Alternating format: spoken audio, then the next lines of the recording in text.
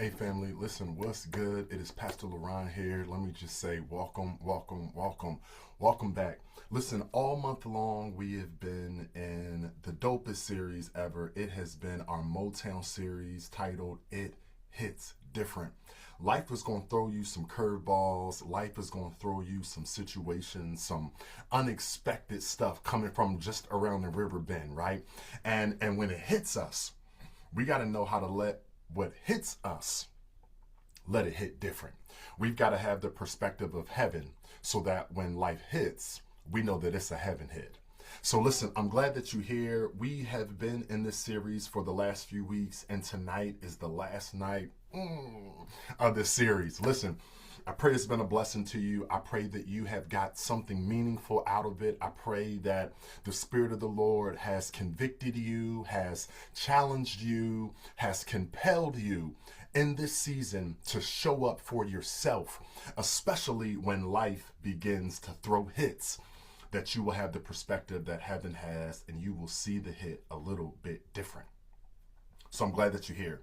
Listen, if this is your first time joining us, let me just say welcome, a great big God bless you. I recognize that you could be anywhere in the world tonight, strolling, streaming on anything, but you're here hanging out with us. Listen, and I'm excited about that. If this is your first time with us, hit the like button, hit the subscribe button, hit the follow button so that you don't miss another hit that heaven is hitting up against your spirit. Amen. Let the church say amen. Listen, so tonight as we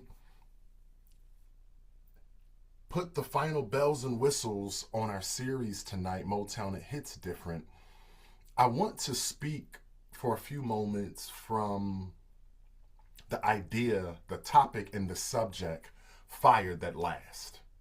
Fire that lasts. We've been talking about hits. We've been talking about crossing over without compromise. We've been talking about when life is throwing us different things, how to have the perspective of heaven. And one of the commands, one of the demands, one of the spoken truths that heaven inquires of us, demands of us through the words of Paul is found in 2 Timothy, and it's about the fire, making sure that we don't let the fire go out. So it's not about just lighting the fire in your life. It's not about just having a life that's on fire, right? But it's about keeping the fire lit. It's about a fire that lasts. You don't want a fire for a moment. You don't want an anointing for a season. You want that thing to carry you in and out of season. When you're in the city, when you're in the field, when you're going out, and when you're coming in. A fire that lasts. One of the things that we have done since the very birth of Fresh Fire in our benediction is we always conclude by saying, set some stuff on fire. I need you to hear me tonight that this thing is for you wherever you are finding yourself, wherever spaces the Lord is nudging you toward, leaning you in. It's important that you don't just take your fresh ideas with you, but it's important that you also carry the fire. And so Paul says now to fan the flame, right? Fan the flame, fan the flame, and don't let the fire go out. Whatever you do, don't let the fire die. I want to read you these words very quickly from 2 Timothy chapter 1, verses 6 through 7. And this is the NIV translation that I'll be reading. For this reason now, I remind you to fan the flame, which is the gift of God, which is in you through the laying on of my hands. Here it is. Don't miss this. For the Spirit of God did not give us the spirit of fear, but a spirit of power, love, and a sound mind. A spirit of power, love, and a sound mind. Can we be honest? Let's be honest. This the send off tonight of our March series. So let's keep it real. Can we be honest? Some of us are not on fire because we're too busy living off the remnants of the fire. Some of us aren't on fire because we're too busy living off the memory of the fire we used to carry, of the fire that we used to possess. Here's what I mean. Some of us are stuck now, not living in the fullness of the fire, but living off the residue of the fire. Old encounters, old seasons, old passion. Okay? And here is what Paul tells us. What Paul tells us now is the old stuff that you hanging on to, that's not enough. The old stuff isn't enough. The old stuff gets stale. You ever held on to something a little bit too long and it's just not the same as it first was when you first got it? You ever bought a gallon of milk and all of a sudden the milk is going spoiled after a little bit? You ever bought some bread that was soft and moist and all of a sudden the bread is hard and dried out? Listen, old stuff can't carry you into a new season. That's why Paul says now to fan the flame. This ain't something that you light and walk away. This isn't something that you light and let the fire die down. But you have got to fan the flame, which is the gift of God. Here it is now. Paul instructs us to fan this flame because a fire can fade. And a fire, when we talk about fire tonight, fire is indicative of your anointing. Fire is indicative of your posture. Fire is indicative of the power that you possess, that strength that you've got on the inside. It's that purpose that you carry. That fire now is the gift of God. It's the wind of God. It's the spirit of God. It's the light of God. Paul says now, fan the fire. Because if you don't fan the thing that God has given you, which is the wind and the spirit, if you don't fan it now, it will fade. Any Boy Scouts, Girl Scouts in the room tonight? If you know anything, or maybe not even the Boy Scouts, Girl Scouts, maybe you just a nature person. You know what it means to go chop down some wood. You know what it means to start a fire. And if you've ever started a fire naturally with maybe say some twigs or some wood or a little bit of friction with some leaves, then you'll know that the one thing that you've got to do in order to ignite a fire and keep a fire going is you've got to fan the flame. You've got to blow on the flame. Paul says now, keep blowing. Because if you stop blowing, keep blowing. Because if you stop blowing, the fire can fade. Keep blowing. Keep singing, keep teaching, keep sowing, keep serving, keep doing. Keep laying hands, keep praying, keep interceding, keep showing up. Because when you stop, the fire can fade. Not disappear, but it can fade. Not completely die and extinguish, but the fire can dim. You don't want to dim fire. That's like trying to cook with some grease that's just not hot enough. That's a recipe for disaster. You don't want to cook now with a dim flame. You don't want to cook now with a dim fire. Here it is.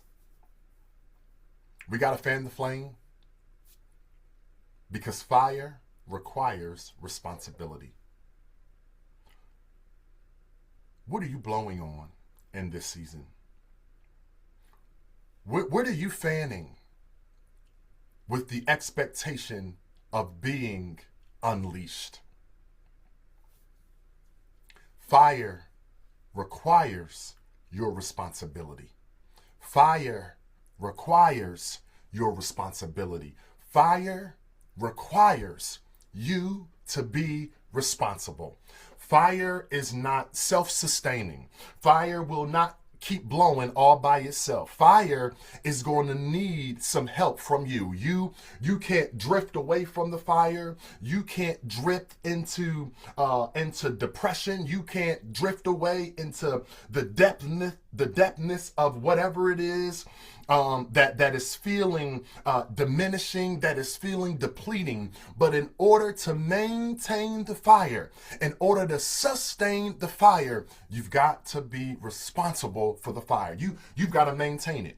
You want it to keep blowing? You got to maintain the fire. You want the wind to keep breathing on you and your fire. You've got to keep fanning the flame. I know some days it feels tiring. I know some days it feels exhausting. I know some days it's tough just to pick your head up off the pillow, to put one foot in front of the other, and to do the same thing a little bit better than you did yesterday. But I hear the Spirit of the Lord saying, be not weary in well doing. Don't give up.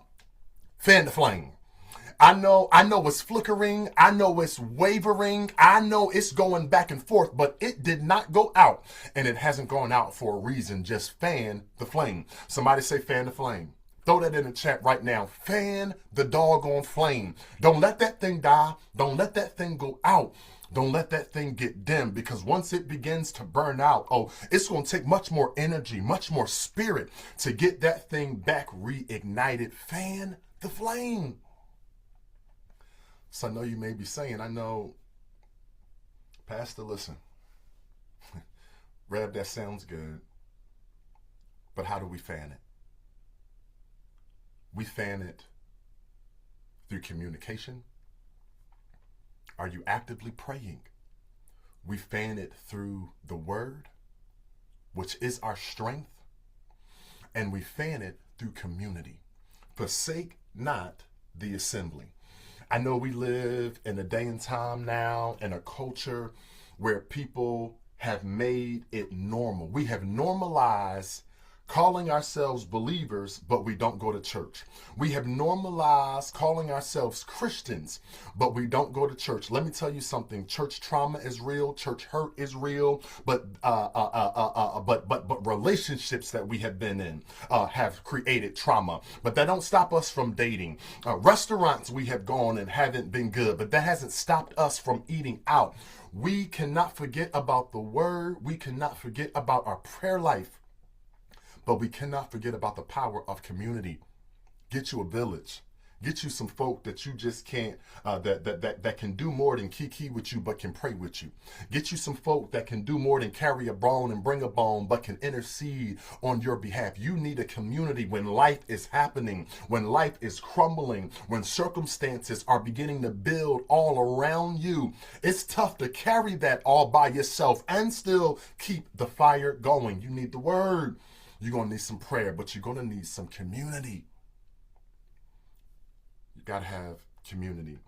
When we don't have the word, when we aren't intentional about prayer, when we aren't connected to people that are able to help us, hold us up, sharpen us, we tend to neglect the fire that's been placed within us. And here it is. Neglect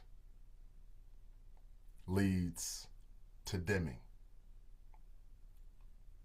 When you neglect the things that keep your fire going, you are at risk of dimming the light that's within you. Don't neglect the fire. Neglect leads to the fire being dim. Number two, we get so caught up in this. Oh, this is a big one. This is a big one that the enemy has used to keep us pigeon-held, to keep us stuck, to keep us in the cycle, to keep us feeling persecuted, to keep us feeling imperfect. It's the spirit of fear. The spirit of fear. Fear has been the biggest enemy that has kept us stuck and stalled. When the truth of the matter is, if you know how to repurpose fear, the fear that you feel, the fear that you face, fear doesn't have to be a hindrance for you. But you can reframe that fear so that fear can be a helper for you. Because the truth of the matter is, number two, fear is a flame killer. Fear is a flame killer. That's why Paul says now in second Timothy, we just read it, second Timothy chapter 1 verse 7, what? That God has not given us what? He has not given us a spirit of fear. God has not given you a spirit of fear. God has not given you a spirit of fear. I'm looking right at you. God has not given you a spirit of fear. You may feel moments of fear, but you do not have a spirit of fear that was given to you by God. When we feel what feels like fear, when we feel what feels like anxiety, hear me, fear don't always have to look like panic. Fear doesn't always feel like panic. Sometimes we think, oh, this ain't fear. This ain't fear. We want to misdiagnose, miscategorize, misinterpret, and sometimes even just misinform ourselves. Fear don't always look like anxiety. Fear don't always look like panic. Sometimes fear simply looks like hesitation. You procrastinating to do what you need to do. You procrastinating to do what it is that you know God called you to do. What's that thing that's holding you back? What's that thing that's causing you to be stalled and to hesitate moving forward with the work, the mission, and the word that God has already given you? Hesitation. Fear don't always look like panic. Sometimes fear looks like hesitation. Fear don't always look like panic. Sometimes fear looks like delay. You will come up with every excuse. You will come up with every reason why you can't right now. Why you can't do. Well, I'll do it when this happens. Let me get here first. Let me get out of this situation. Let me get out of debt. Let me pay this off. Let me do this first. Let me get this next promotion. Let me get my kids sent off. Listen. And meanwhile, time is passing you by. Fear don't always look like panic. Sometimes fear simply is just delay, where we will make excuses to prolong doing the thing that we know we've been commissioned and called to do. Fear don't always look like panic. Sometimes fear looks like hesitation. Sometimes fear looks like delay. And sometimes fear simply looks like overthinking.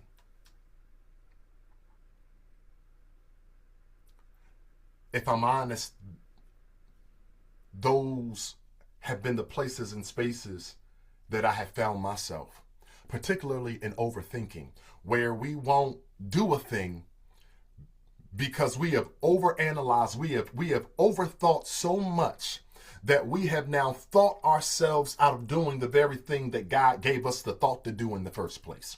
We will overthink. Well, what about this? What about that? What will they think? What will they do? How will they receive it? How will they feel about it? Don't none of that matter.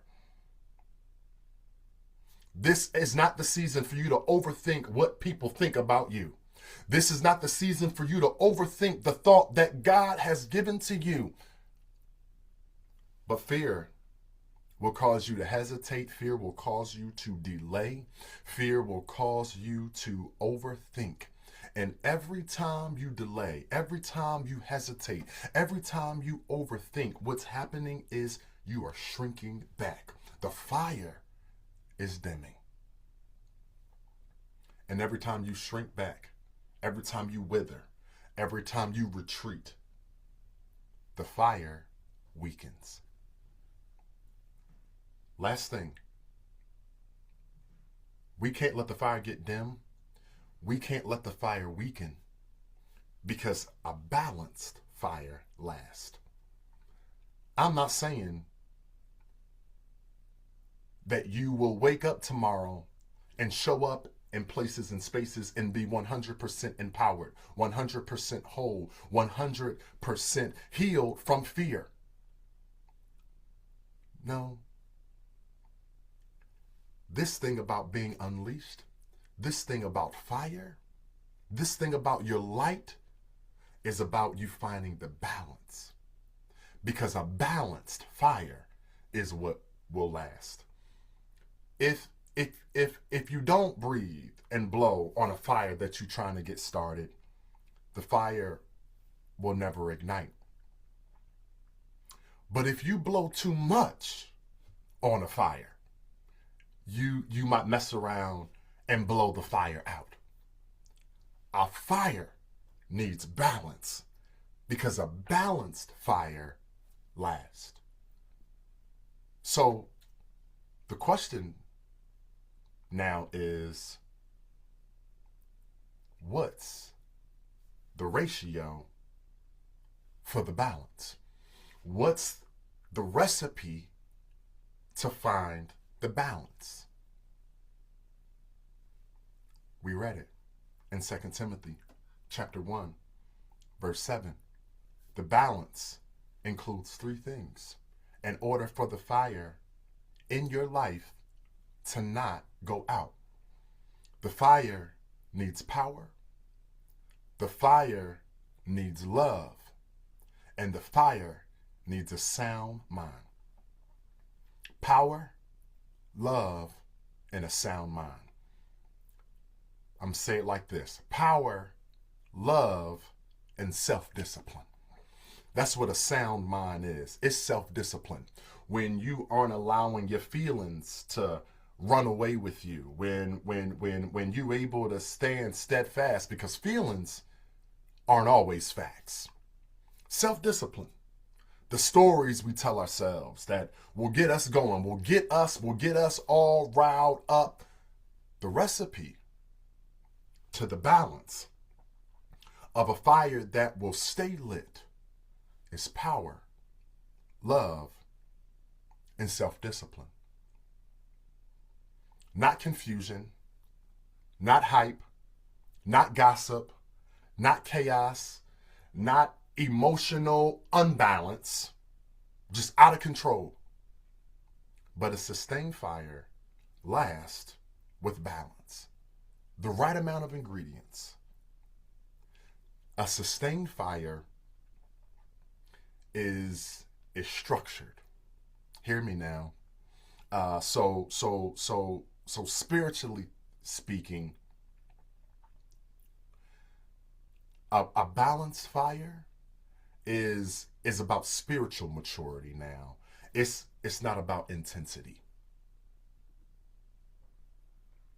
There are some fires that are never full force. They're never so intense that it's burning up everything around it. No, but it's a mature fire. It's consistent.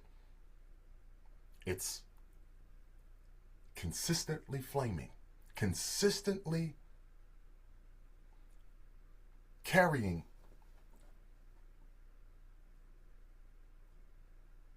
the ignition to remain blowing. Are you hearing me tonight? Are you getting this tonight? It's not about intensity, it's about consistency. You keeping the fire in your life is not about how intense the fire is blowing. It's not about you showing up to prayer meeting every single night that they have it. It's not about you attending church every time the doors are open. It's not about intensity. It's about consistency. Regardless of the size of the fire, you just can't let the fire dim. You just can't let the fire die. You just can't let the fire go out. I want to leave you with this. Because when you find the balance, that fire will begin to grow on its own. Because a real fire was never meant to stay private. This little light of mine, I'm going to let it shine, let it shine, let it shine, let it shine. Hide it under a bushel? No.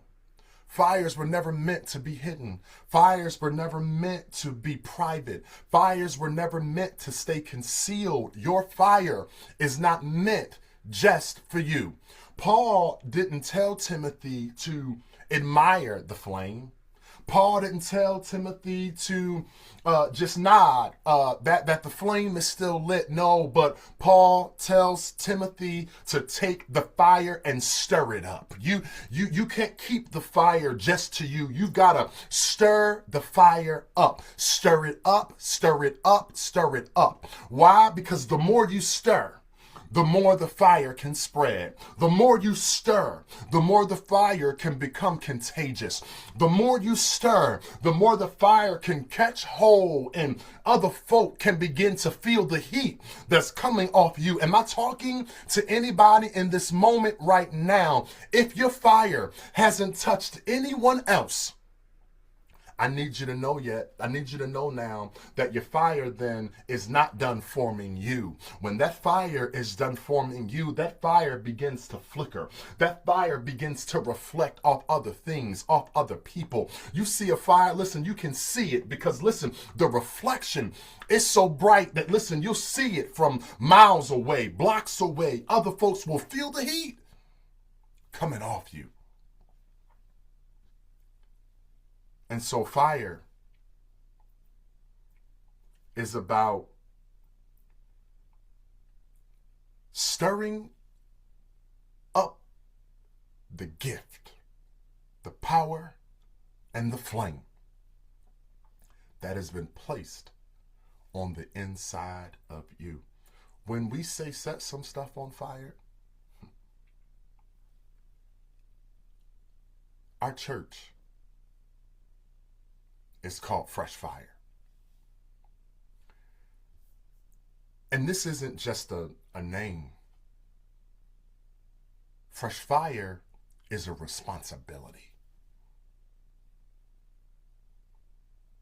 Are you being responsible with your fire? Where has your fire dimmed? Where have you been avoiding the fire because you've been too tied to fear?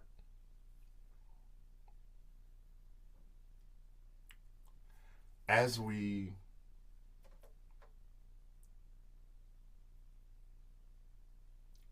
allow heaven's hits